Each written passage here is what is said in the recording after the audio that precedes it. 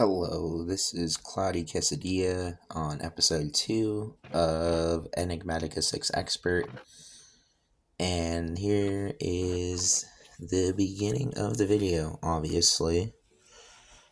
So, we are starting off with making our andesite alloy, and me looking for a place to be able to do that. But I make a small little mistake here in the beginning. So I'm just gathering some more wood and, grabbing some more materials before I even continue on this. But at this moment right now, we are working towards getting our andesite alloy, and how this mod pack has a lot of niche crafting recipes and how it had inspired me to write my own mod pack. And a lot of these recipes coming from here are very inspiring to me, at least whenever I was making my own mod pack.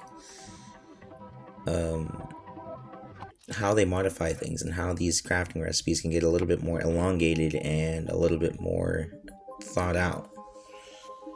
So right here I'm grabbing the TNT, and this is where I make my first mistake of throwing iron into water, which creates rusty iron.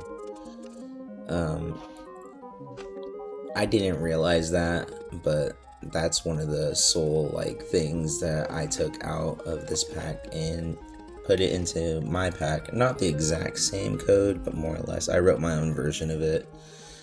And either way, I am here smelting the rusty iron back into iron to be able to use it in the andesite alloy. Andesite alloy is something used throughout Create in its beginning stages a lot, and to be able to get an ample amount of it early on would be a great idea, because this will be leading me on to my grindstone. Grindstone is the next step in this pack, and to get that grindstone you need the andesite alloy. So the grindstone, here we go. This is where I start making the andesite alloy. But the grindstone will allow me to crush my ores and use that further crushed ore to either smelt down into ingots or further process even more, which I will be doing here soon.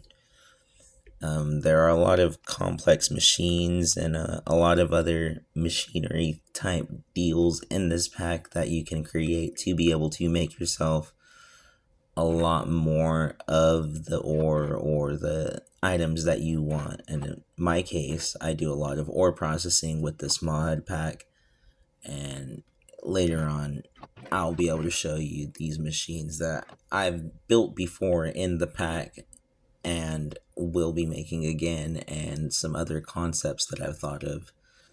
That was my screen flickering. Usually that happens whenever I have to change my keyboard and mouse batteries, so I will be changing them here soon. Those will be getting a new set of fresh batteries. Here I am making my grindstone, making the small little things to make it, and there it is. Now that I have the millstone, I can process my ores. But to process them, you need a water mill. A water mill will create rotational force, and that is the life and power of the Create mod. Without rotational force, you won't be able to get anywhere really in the mod pack. And so what you see me doing here is creating that said water wheel.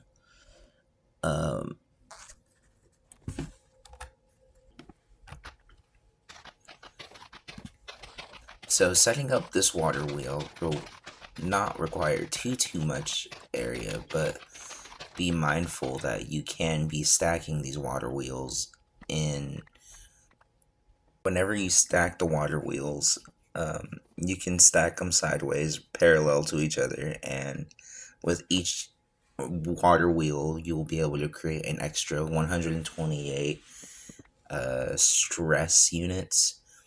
Stress units is the amount of force that's applied to your machines and how much it can facilitate. So you can max out your stress, and you can at one point become overstressed by attaching too many machines or too many devices to your system. So it's best to look into these other systems, i.e., not only just the water wheel, but more like the windmill and even the flywheel. The flywheel is usually my go to whenever I produce a good amount of renewable fuel sources, i.e., charcoal, and there's another one that I usually use. But here I am making the setup to my Invar. So Invar will be able to direct me into the next leading path of my machines, which will get me my redstone furnace, my pulverizer, and my induction furnace. And the end game right here, for now, in this section, will be getting that induction smelter to be able to process all that grout that I foolishly made last episode. Right here, I'm just doing a little bit of inventory management, finding my quests, seeing my next plan of attack and what I'm doing here, and looking at my craft. So now that I know what my craft is going to be, looking at the tools and what setup I'm going to be having to use next, and it's going to be getting a little bit cramped in this area, just a tad bit, but not too much. Since I only have this one single water wheel working, I realized that I do not have any gears or anything set up to it. So the gears will add and subtract how much rotational force goes to these devices. Depending on how big you want your device or how fast you want it to be able to function, you're adding more and more gears to be able to add to the speed of that said device. Right here, I'm adding more water wheels, i.e. stacking them like I said before, so I can get a little bit more rotational force out of it, a little bit more stress, so I can further improve and build upon not just this one machine, but the others that will come from it. And this will not be my sole form of stress. Uh, there will be a whole bunch of other ones that I come up with here soon. I have a good design that I've used before with windmills, and I want to see if I will be able to do something like that again. Here you see me setting up the gears for the extra stress and to be able to make my machines go a little bit faster. Inventory management will come soon. My chests are stacking a lot. They're stacking way too much, and I noticed that with the stacking, it's just getting way too out of hand. So here, here's all the gears that are going into motion, and I get my thing up to 512 stress units at the current speed, which means that makes things go by really fast. A lot of this will be just watching and waiting. A lot of the tasks is at hand are just waiting for you to process your ores, process your materials, get your materials ready, and spending about 10-15 minutes in a crafting table just crafting all of it. A lot of these processes can be automated here not too soon, But once you get to the point of simple automation with create, starting to make your machines and starting to develop these systems to where you can put these machines to work for you, you will be able to not spend so much time crafting. I noticed here that there was a way to not only double but triple and quadruple your ores by washing your crushed ore instead of smelting it. So I am starting to work towards an encased fan here. The encased fan will... Oh, and I made my first cut. I'm starting to learn how to use this video editing software, and bear with me. I said I wouldn't cut, but there will be some cuts here and there. Just because I'm seeing that this video length is pretty large, and I would love to not be able to speak for 50 minutes straight, and more or less, if I do just keep on making the episodes long, I'll just record for longer and condense it down. Get some more time in. But here's my encased fan. That's the first instance of me becoming overstressed. Alright, so I am redesigning it, making it to where the fan will blow outwards instead of sucking inwards. So I can put a water bucket right up front. And I decide on the placement like this so I can make an enclosure around this. The enclosure will be able to help me keep it all contained, keep everything in its place. Me being a cook, I call it my mise en place. So here is the first instance of me using this in this world to show you how you can just create nuggets out of your crushed ore, and these nuggets, with the conversion rate, you're looking at about a good triple to quadrupling in your ores. You take your ore chunk will give you, depending on the percentage of the grindstone, will give you 1 to 3. The percentage is 60% on that one, and then a further 50% to add another 5 nuggets to the 10 nuggets you're getting out of the fan. So don't quote me on my math, I'm not really great at it right now. Here I'm doing my copper. I'm working towards getting more ores, getting these ores ready for me because I know I'm going to need a lot of copper, a lot of iron, and later on I'm going to need nickel at one point. And I just kind of neglect it here, but eventually I'll get to it. Here's me shooting a skeleton. He died. He's dead. So let me go over here and collect some andesite. That's what I was looking for around here. Andesite is very helpful, very useful, especially in the create mod, because again, you need to create that andesite alloy. So I collect a rather large amount of it. We're looking about 2 stacks. And it doesn't take too long for me to gather all this, but I still take a minute to gather 2 stacks. But with the pickaxe that I have right now, it does help out a lot. And especially using that trinket as well. The trinket is a godsend. Here I am making it back out of the cave. The cave is pretty deep right here. And I make it out and it's nighttime. There was a zombie there that really spooked me.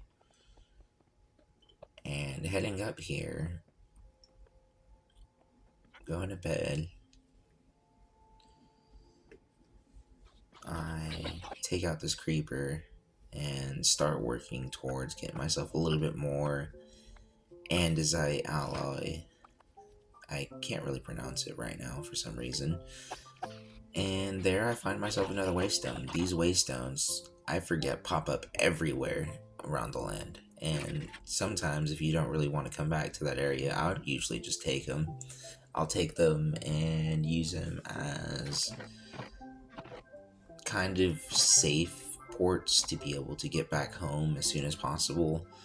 And usually, if I don't want to stay in that area again, I'll just keep on taking the waystone and I'll just drag it back home with me. The waystones are pretty useful in early game whenever you're trying to travel out and go back home real quick.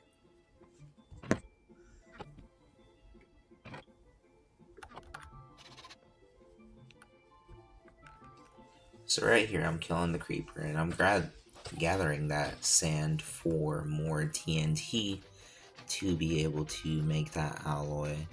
Again, for those crate machines that I'll show you how to make later on. They're, they get really interesting. I had a whole world back a few years ago whenever I first started playing the pack, and I used to do a lot of designing of those machines, and I set them all up in a warehouse, and that warehouse was one of my prized possessions. I still do have the world, and will probably pull it up one day and just give a little tour of what it is. It's just some fantastic building. I worked on it a lot with one of my old friends. He's still a good friend on Discord. I just haven't hit him up. And whenever we used to play this pack together, it was a whole bunch of fun. So, yeah, here we are. Just on our way to making these devices. I want to go mine some more iron as well here soon, because I'm noticing that my iron is running low, and here soon I'm going to have to make that blaze burner. I do forget that I have to make it, and at one point whenever I start working towards this Invar even further, I realize that I am lacking the heated part, but we'll get to that when the time arises. I add another water to this water wheel, especially to add more rotational force, figure out what I need for this pressing station. I forget what it's called. Mechanical press. So I get myself a little depot, set up everything, and get things rocking and rolling.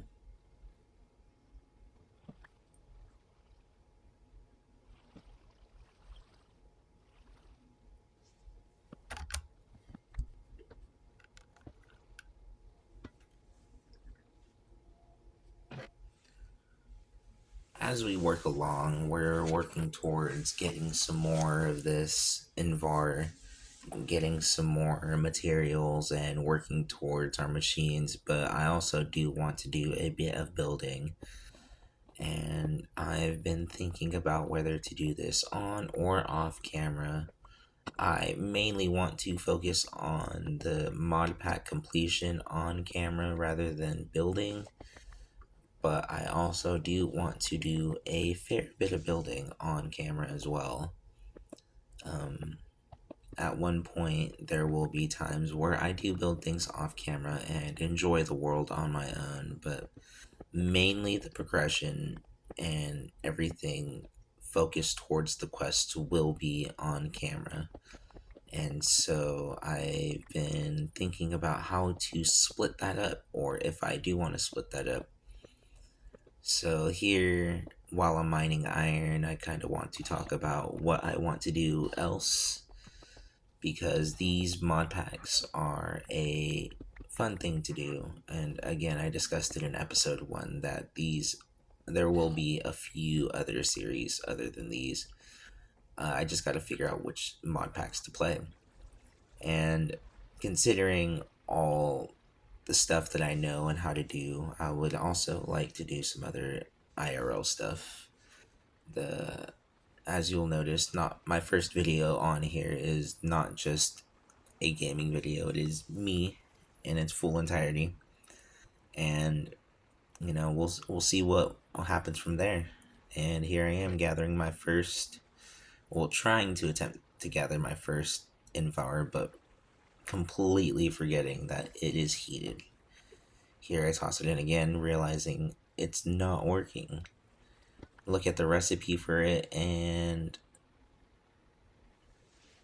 realize I have to go to the nether. Getting that blaze is always a good, crucial step in the right direction, though. And I've had a lot of times where I have entered the nether and haven't been able to find a fortress for days, for literal days, Minecraft days, and actual in real life days. I decide to go and prepare myself to go get myself some obsidian and find some lava because I am not near any good lava patch, nor do I know where one's at, except for just looking downstairs in my mind. And I decided to go the wrong way for some reason. I see that big ol' lava lake in front of that tunnel, and I was just thinking, hey, let me just mine towards that, and then realize that there are popping lava noises near my steps.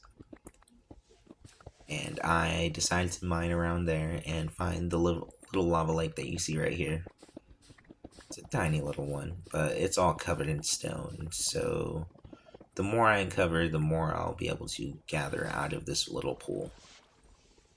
These first few bits of obsidian I'm able to gather with ease, but I also forgot to bring my smithing table, I'm pretty sure it was, to be able to repair my pickaxe. So my pickaxe dies. I'm forced to go back up the steps and repair my pickaxe. But it doesn't cost too much, more or less. It costs more cobblestone than anything. But that little sacrifice of that one diamond and the little bit of redstone helps a lot. I get ambushed by a few mobs here, killing 2 skeletons and 1 zombie. I gather a spectral arrow, or spectral bow, which I think is from Botania. Can't really use it at the time, but it's still cool to have. I repair my pickaxe, decide to give myself a little bit more room on these steps, because these steps are a pain to walk up and down whenever they're a little bit more cramped. And gather a little bit more obsidian to take myself to the nether, explore the nether, and hopefully not die in there. Again, I am set to hard mode, and I am locked there. I have not died yet, mind you, so I have been trying to stay clear and away from deaths. That is the one thing I don't want to happen, but all is inevitable. You never know what'll happen. I start making my way back up the steps and start working towards getting that portal.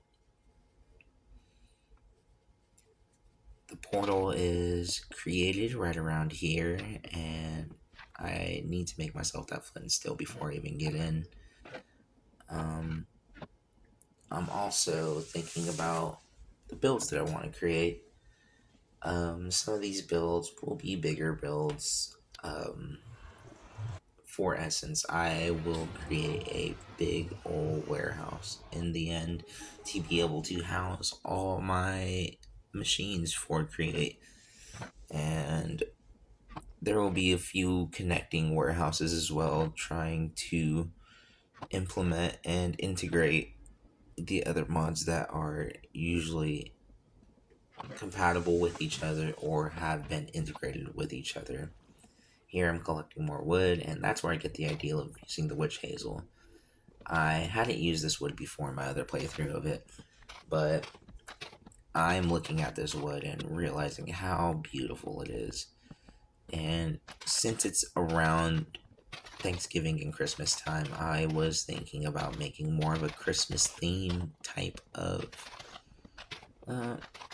deal at one point or around this. but I'm also thinking about maybe just sticking to my original plan of just kind of reviving and being nostalgic and using the same materials that I did back in my old playthrough. Um, a lot of koi have been dying in this little pond of mine, which is sad, but at one point I will make a good little koi pond. And the koi pond will be very nice. It will bring serenity and peace, actual things that are in this mod pack. And I go into the nether and find the nether fortress immediately, not expecting it at all whatsoever. I go in and spot my first blaze, and I run the hell out. I do not belong in here. I do not feel equipped at all to be in here. So after getting the blaze burner, I kill this ghast, get attacked by those vultures, almost get hit by a wraith, and get back home. Set up this little blaze burner and get my ass to bed. It wasn't too bad, nor was it too hard to get that, but with my luck, I'm so happy with being able to get something like that as quick as I did. I start heating up the blaze burner, realize that it needs to be one higher, and get it ready to go. Just toss my materials in there and get my first bit of Invar. Now, you see here how everything's getting a little bit messy, and that's kind of expected. I haven't had any time or rhyme or reason to set anything up in a proper fashion, so it's just been getting tossed all around and about. But at one point, I will clean up this whole little area again, and that goes into my builds and what I'm going to be building. And if whether I do it on or off camera is completely up to you guys. I mean, or me right now, depending on how many people watch. But whenever I get an audience, we can always change that. It takes time. I'm looking here at my recipe for the redstone furnace and how to craft it. Be mindful of the pillagers back over there. Don't want to engage them.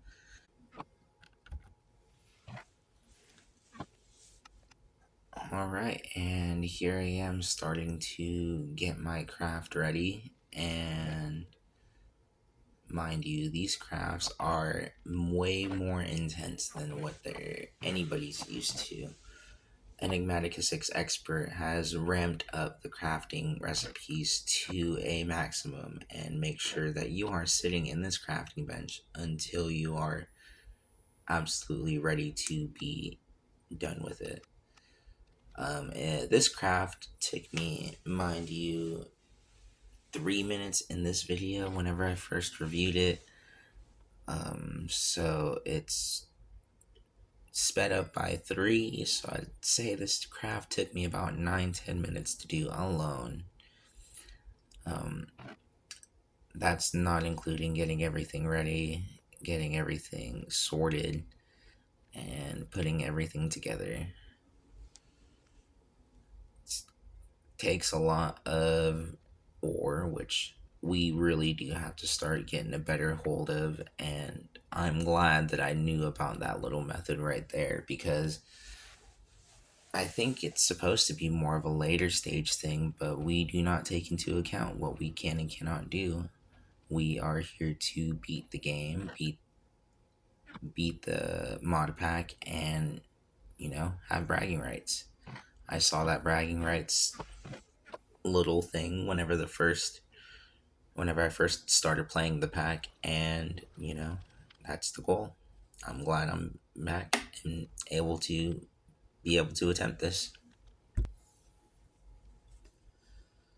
All right, so I am continuing this craft, and I noticed that I'm gonna need some more wood here soon. I use up a lot of my wood a lot of the time for some reason. The wood situation is getting out of hand. I am trying to look for more reasons to, not more reasons, I'm trying to find more resources and progress further along to where I can get myself a decent wood factory going along. There are a few ways to do it. My favorite is the create way. There is also industrial foregoing, but with these more girthy trees at the base, I decide to use create because the saws are a good tool to use at one point. It's just the design and going into it. It's of a build machine, more of a ew, more of a machine that you have to build rather than just being able to set up just one block and you know have it running like that. And even then, with the girth of the trees, you have to worry about how things are planted and how to plant things. But at one point, I'll be able to work up a design. I am seeing how these recipes are way more advanced, especially since in the first playthrough, my friend was a big person to just speed run through all this stuff. He would get through all this stuff real quick, and our teamwork really depended on each other because I would go resource gathering. I would just be the one, mining the resources and going out and finding all the resources while bringing them back to him, and he would just work with it and just keep on going. And we had a yin and yang situation going on for us. Right here, I'm gathering some more bituminous coal or bitumen or whatever it is to be able to supply my dynamo. Try to find as much as I can, honestly, but I don't find too much. I find more coal, and I don't want to be spending my coal on a sterling dynamo right now, especially since I don't have that much, nor do I want to go mine too much right now at this moment. I am trying to stay at the base as much as possible while also being able to progress. I gather my rewards right here and look at the task at hand, which is now working towards getting that pulverizer. The pulverizer, it seems, needs a bit more than what I anticipated, nor did I think I would be able to get it as soon as I did. But lucky me and how everything worked out, I was able to get it rather quickly. The canvas requires beeswax, and the treated wood requires bees. So I take a gander into bees and decide at one point I am going to work on these bees. Bees are one heck of a thing to get into. I remember back in the day whenever forestry had its bees and how they worked, and how they work today are two completely different ball games, two completely different things, but almost similar in a way. So I venture out to go find myself some beehives so I can collect some honey. Mind you, I don't even know how bees work in the vanilla game. I've never really worked with them, nor have I really been interested in working with them, although I know you can get a lot of interesting things. Now, here, it's a little bit of a shocker. It's a scary big old bee called the brutish zombie. Chases me for a little bit, try to catch him, but he stung me, leading to my first death in this world. There it is. Now, that brutish zombie can be quite a hassle sometimes, but, in the end, you win some, you lose some. I venture out, going out, trying to get away from the area because I'm scared he's going to pop up again and absolutely demolish me. And I find another bee nest, and I'm trying to figure out how to extract honey from it and noticed that some of the bees have to come and put the honey in it and it fills up. There's a forest bee inside that I try catching, but since it's angry, you cannot catch it. I find that out later by looking it up, but in the end, I let him be. Huh? Can you believe that? Anyways, bad jokes, bad puns. I just take what I need and leave. So I gather the honeycomb, but I neglect finding any type of beeswax right here. I later find out that you can get beeswax from a apiary villager, which or a beekeeper, whichever one it is in this mod pack. I'm finding the soupy bee, but the British zombie decides to ambush me again, and I decide to hide in this, making another cut and finding out that the only way to pacify this brutish zombie is by creating a beacon, and the beacon does not come till later on. This right here, the great bee chase, because he is following me um, always, and he ends up killing me again right here, and I have to go gather my stuff. But the beacon is an end game item. Not even an end game item per se, but more or less a late stage item because you have to end up going to the end. You have to gather a lot of stuff like purpur. You have to gather a token, uh, one of the tokens from nature's aura is what it is, and to get that it takes a bit. So I charge for the soupy bee and end up charging back home because it is getting late. Don't want to use a bed right there in the village, and I decide to take this bee nest as well and make my way back home and take a little nappy nap.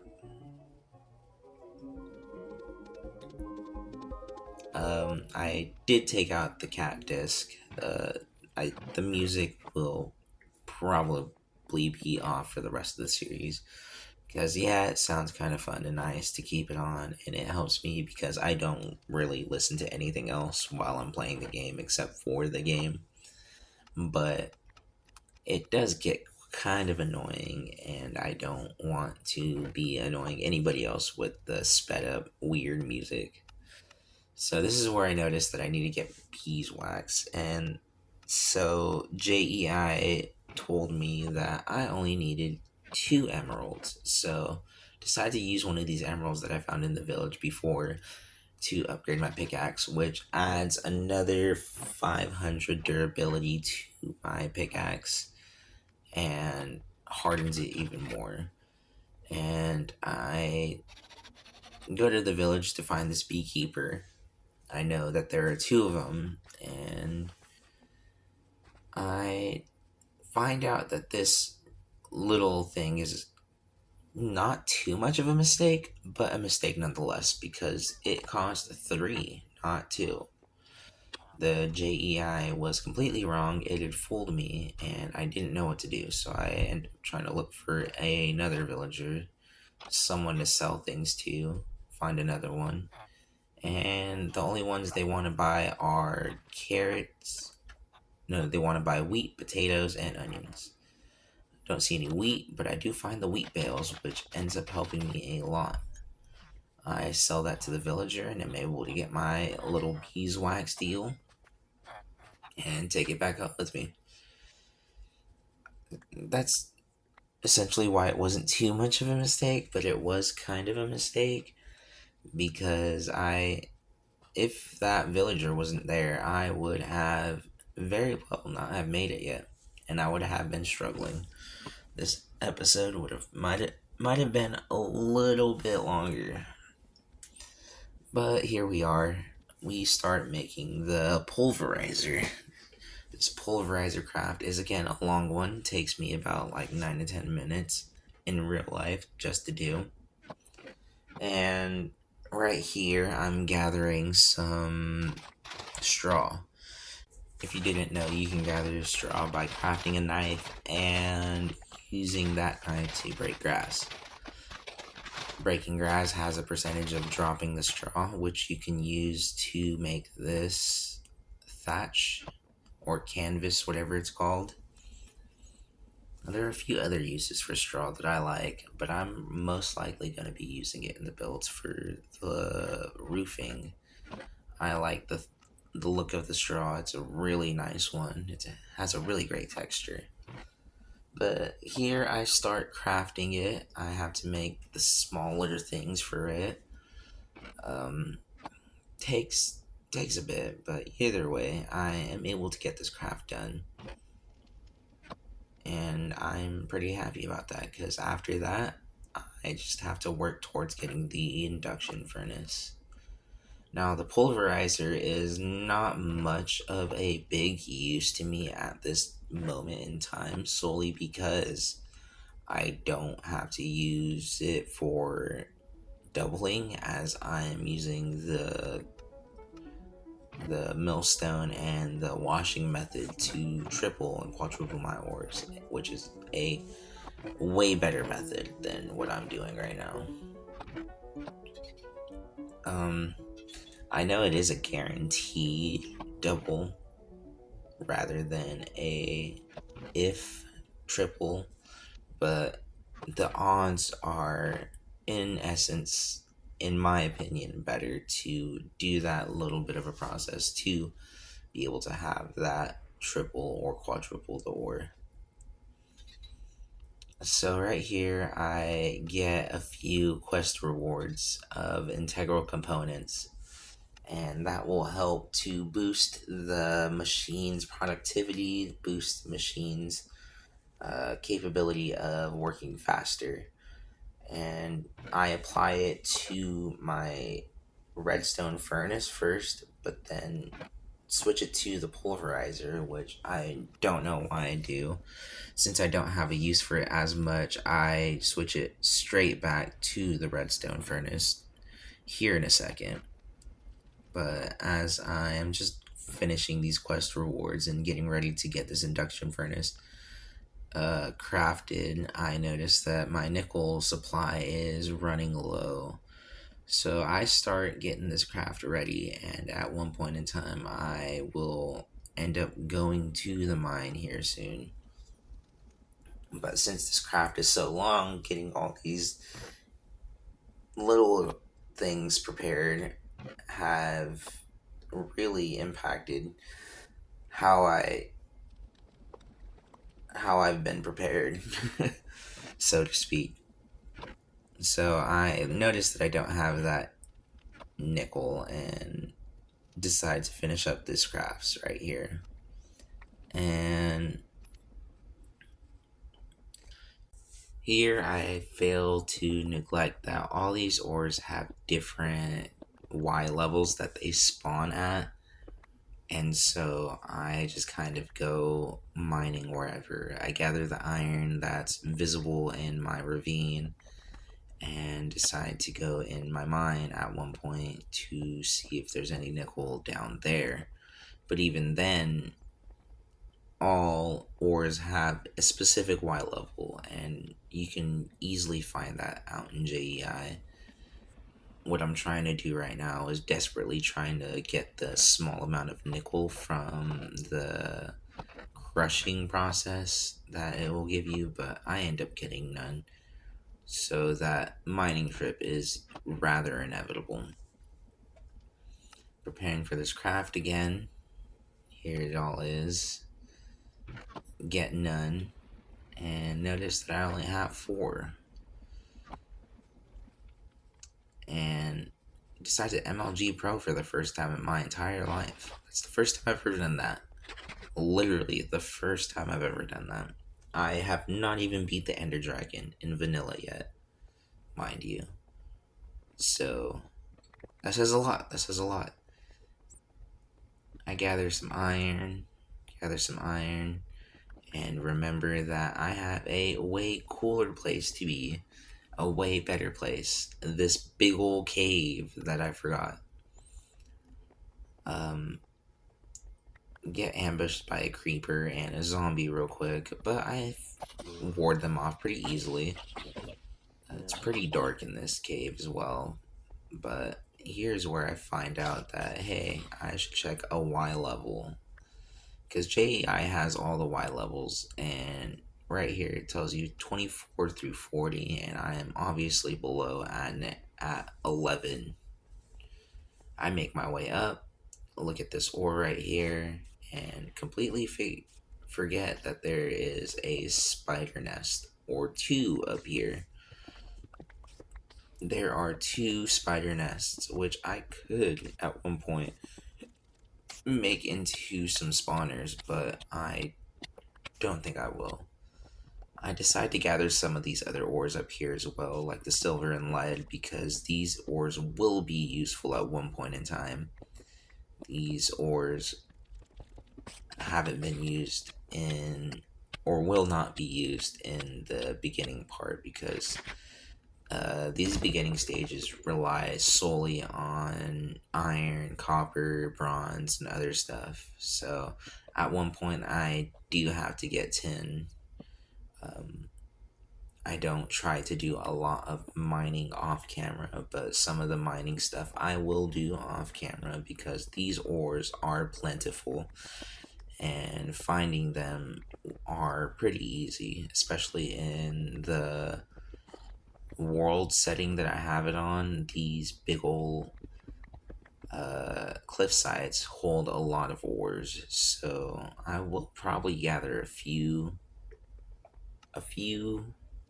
ores here and there, solely because I don't want to have to gather all that stuff on camera, and this will be going in with some of these cuts. But again, if you would like to see some of the mining, I don't mind showing some of it off here and there. I do like showing off the mining and more of the more tedious parts of it if it allows. But you know, some of these cuts will be shorter and sweeter, but it will all take time and it'll all take process. And this process is still a learning one for me. Um, I'm coming up to the end of here. Forgot that shifting and looking at these machines will show you what's inside of them and show you how fast it's going as well. I'm deciding to make a little bit more invar right here because the invar will allow me to make this induction smelter, which will allow me to smelt the grout finally. And once we get this grout smelted, it will be game over for this seared bricks.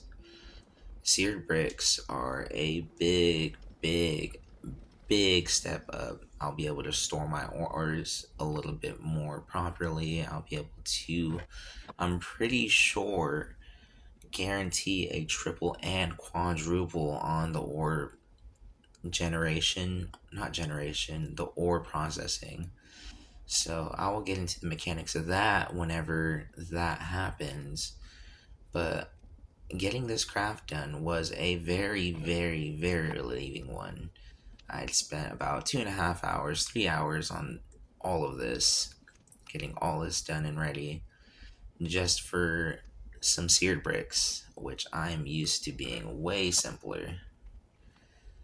Here we are, finishing the craft and being able to place that down. And in the next episode, I'll be here with all your seared bricks and a little bit more flat land just so we can start some builds.